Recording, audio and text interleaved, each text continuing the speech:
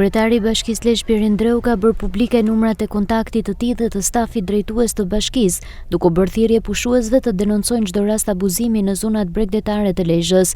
Përmes një reagimi në rrjetet sociale, Dreu shpreh se ky vendim vjen pas sulmeve të qëllimshme ndaj turizmit në bregdetin e Lezhës dhe përhapjes së informacioneve të pavërteta lidhur me pastërtinë, çmimet dhe mungesën e hapësirave publike. Kryebashkia kufton qytetarët dhe pushuesit që përmes mesazheve të raportojnë çdo rast që bie në kundërshtim me ligjin, standardet e shërbimit apo interesin e pushuesve, duke garantuar komunikim të drejtë me drejtuesit përgjegjës.